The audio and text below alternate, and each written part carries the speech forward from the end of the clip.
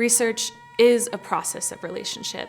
And when that relationship is imbalanced and where our communities and our values aren't given respect, that comes out in the data, right? So we need to be able to move that relationship back into balance so that our voices, our experiences can really come through. And that in itself is how we indigenize and decolonize data.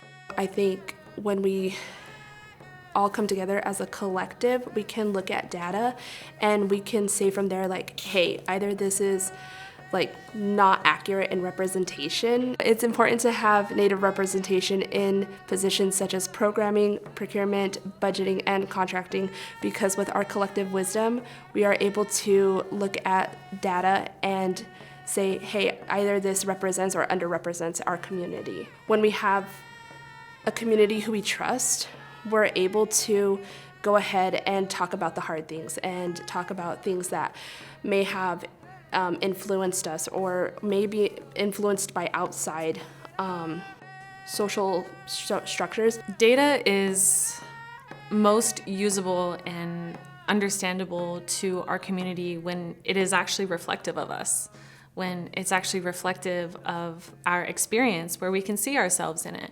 And that can really only happen where Indigenous researchers, experts are given that voice, and settler institutions can move aside, can put their egos away, and really allow for us to be the experts of our own story.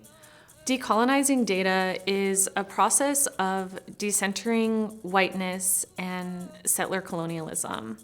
It's when research is centered on cultural values of reciprocity, accountability, respect.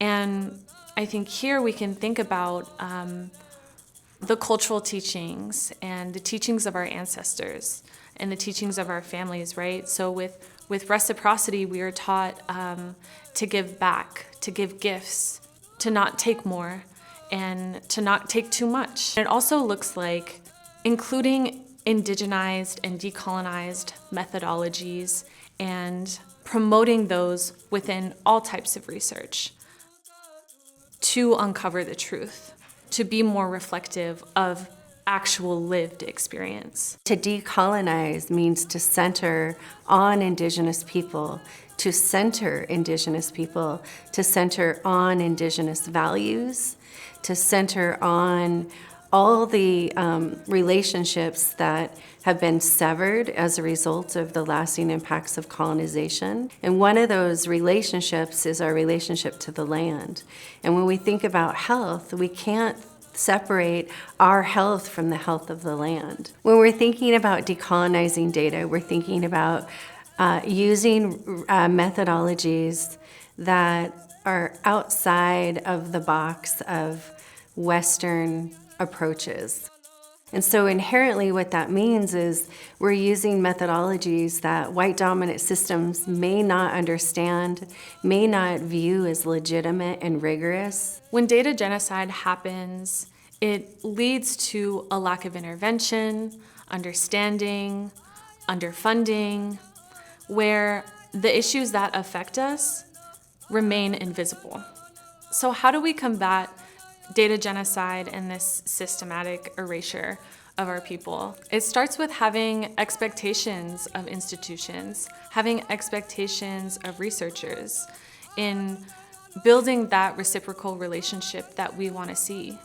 It's exercising and upholding our sovereignty. I think there are many system barriers that especially Indigenous communities face when it comes to data sovereignty and truly being able to be seen in information that we use to inform how we fund and respond to community crises.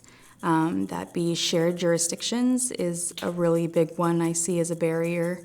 Where you're talking about tribal governments, you're talking about urban native CBOs versus local, regional, state, and federal governments. It's about exercising our inherent and sovereign right to say no. Saying no to research without consultation. No to research bedded in settler colonialism and for settler benefit. And it's about saying no to having to prove our worth, our humanity, our joy, our experiences, our history.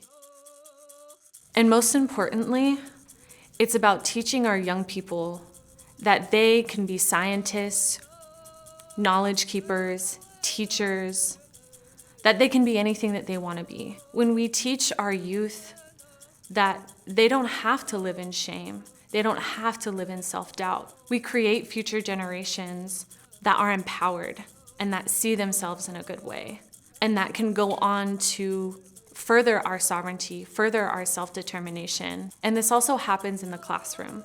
When we teach our students and our young people about indigenized, decolonized methods, and that they too hold power, that they are the way of moving our communities and our nations into the future. And for Indigenous people, it's an act of resilience, it's an act of resurgence, it's a healing process. When we are decolonizing data and using methodologies that are centering on the wisdom and science and knowledge of Indigenous people, Indigenous values, like that is inherently strengths-based. It's relational, it's rooted in relationship, it's rooted in song, it's rooted in stewarding the land.